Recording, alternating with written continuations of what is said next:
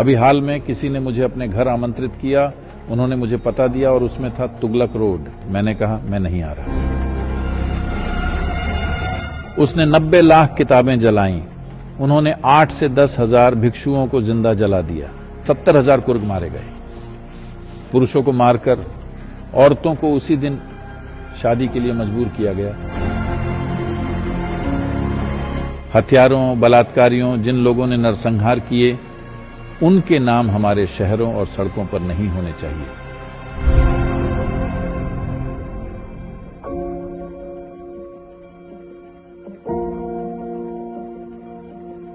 क्या आप निकट भविष्य में हिंदू जागृति देख रहे हैं या इसमें कितना समय लगेगा? मैं हिंदू शब्द का प्रयोग करने के बजाय सनातन शब्द का प्रयोग करना बेहतर समझूंगा, क्योंकि सनातन का मतलब शाश्वत होता है। कोई भी चीज तब तक शाश्वत नहीं हो सकती जब तक वह समावेशी न हो। तो जब हम सनातन कहते हैं, हम एक शाश्वत धर्म की बात करते हैं। धर्म का मतलब कोई रिलीजन नहीं है। दुर्भाग्य से यह शब्द इस तरह प्रचलित हो गया है। धर्म का मतलब रिलीजन नहीं है, धर्म का मतलब नियम है, एक शाश्वत नियम। आप शाश्वत नियमों तक कैसे पहुंचते हैं? कल्पना से नहीं, रूढ़ी से नहीं, ध्यान देकर, बाय ऑब्जर्वेशन, बल्कि अवलोकन और अनुभूति से आप सृष्टि के साथ तालमेल बिठाते हैं। सिर्फ वही सनातन हो सकता है। तो हम जो हैं उसका यही मूल तत्व है। दुर्भाग्यवश अधिकांश हिंदू आबादी को यह बात नहीं बताई गई है। बहुत से हिंदू बात करते हैं, हमारी अपनी किताब है, हम किसी किताब से नहीं टपके हैं। आप जानते हैं, हमने बहुत सी किताबें लिखी हैं, हजारों की संख्या में। ये जब खिलजी, उसका नाम क्या है?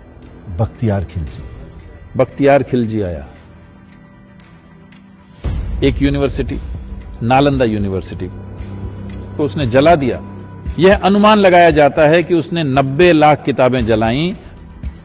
500-600 साल पहले 90 लाख किताबें, दुनिया में कहीं भी 90 लाख किताबें नहीं थीं, कहीं पर भी। और वे 6 महीने तक जलती रही। यही कहा जाता है। कुछ लोग कहते हैं 12 महीने तक, आप 6 महीने कह रहे हैं, इससे कोई फर्क नहीं पड़ता। तब पेट्रोलियम नहीं था, तो यह संभव है कि उसमें 6 महीने या 12 महीने लगे। उससे भी ज्यादा उन्होंने भिक्षुओं को जिंदा जला दिया, क्योंकि उनमें से अधिकांश एक एक किताब का पाठ कर सकते थे। तो उन्हें लगा कि किताबें आपके भीतर जिंदा रहेंगी, तो उन्होंने उन्हें भी जिंदा जला दिया। तो अविश्वसनीय चीज यह है कि आधुनिक भारत में उस इलाके को बख्तियारपुर का नाम दिया गया है। यह एक चीज है जो हमें जरूर करनी चाहिए। विक्रम, आपको इस पर एक किताब लिखनी ही चाहिए। औरंगजेब स्ट्रीट है, औरंगाबाद, 60 से अधिक औरंगाबाद हैं।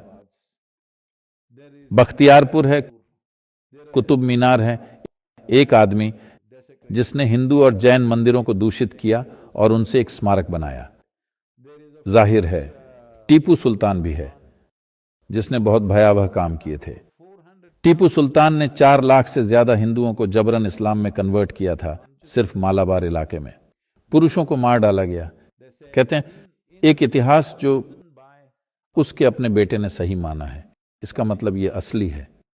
वे गर्व से दावा करते हैं कि उसने कम से कम 10,000 हिंदुओं को मार डाला और पुरुष मार दिए गए। महिलाओं को उनके पति की मृत्यु के दिन ही शादी करने के लिए मजबूर किया गया। नहीं मानने पर उनके गुप्तांगों में गर्म लोहा डाल दिया जाता था। ऐसे काम किए गए। और मेरे मन में इस्लामी शासकों के खिलाफ कुछ नहीं है, क्योंकि वह हमारा इतिहास है। हमने उन्हें आने दिया और वे आए।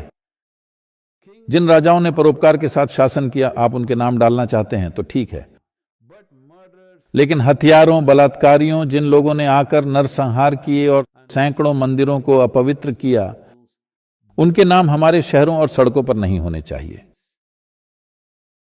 अभी हाल में किसी ने मुझे अपने घर पर आमंत्रित किया, क्योंकि वहां कुछ पायलट मिलने वाले थे। वे बोले, सदगुरु आपको आना चाहिए, आप एक लाइसेंस्ड पायलट हैं, आपको वहां होना चाहिए, वे पसंद करेंगे, सिर्फ 10 मिनट के लिए आकर चले जाइए। मैंने कहा ठीक है, मुझे पता दीजिए, मैं आ जाऊंगा। फिर उन्होंने मुझे पता दिया और उसमें था तुगलक रोड। मैंने कहा मैं नहीं आ रहा। देखिए, आपको समझना चाहिए, इसलिए नहीं कि वह इस्लामी शासक था, बल्कि इसलिए जो चीजें उसने की थी, चाहे कोई हिंदू राजा या ईसाई हो, जैसे रॉबर्ट क्लाइव स्ट्रीट का मतलब है, मैं नहीं जाऊंगा। मैंने कहा, आप एक स्प्रे पेंट लेकर उस स्ट्रीट बोर्ड को काला पेंट कर दीजिए, फिर मैं आऊंगा, वरना मैं आपके घर नहीं आऊंगा। आप बेशर्मी से उस गली में रह रहे हैं, मैं उस गली में कदम नहीं रखूंगा। हमारे यहां क्यों नहीं है एडोल्फ हिटलर नगर? हम ऐसा क्यों नहीं करते? हमारे यहां ईदी अमीन नगर या पुरम क्यों नहीं है? क्यों नहीं है? हम ऐसा नहीं करते। जिन लोगों ने दूसरे मनुष्यों के साथ असाधारण क्रूरता दिखाई, चाहे वे जो भी हों, हम उनका सम्मान नहीं करते। लेकिन आज इस देश में सैकड़ों नगर, गांव और शहर और सड़कें इन लोगों के नाम पर रखे गए हैं। मुझे विश्वास है कि आप बेहतर बता सकते हैं। मैं संख्याएं, नाम और तारीखें याद रखने में अच्छा नहीं हूं। हमारे कर्नाटक राज्य में भी टीपू जयंती होती है। हम उसके जन्म का भी जश्न मनाते हैं। टीपू जयंती एक टीपू एक्सप्रेस हुआ करती थी, सबसे बदतर तानाशाहों में से एक। यहाँ तक कि मरे हुए कुर्गवासियों का धर्म बदला, न सिर्फ जीवित लेकिन मुर्दों का भी धर्म हमें बदला। लगता है कि कुर्गों को सबसे ज्यादा खामियाजा भुगतना पड़ा। That's not a fact. It felt that way because the Kurds fought. ये सच नहीं है। ऐसा इसलिए लगा क्योंकि कुर्ग लड़े। दूसरी जगहों पर लड़ने वाले लोग नहीं थे। उन्होंने खास प्रतिरोध के बिना उन पर कब्जा कर लिया, इसलिए वह कहीं लिखा नहीं गया। कुर्ग वास्तव में लड़े, लेकिन 70,000 कुर्ग मारे गए। अगर आपको युद्ध लड़ते हुए मारे जाते हैं तो उस समय को देखते हुए, ये उस समय का रिवाज था, कोई बात नहीं, ठीक है, अगर कोई आकर किसी युद्ध में आपको मार डालता है। लेकिन ये सही नहीं है जब आप नागरिकों को कतार में खड़ा करके जनसंहार करते हैं और स्त्रियों का बलात्कार, पुरुषों की हत्या करते हैं। ये क्या है?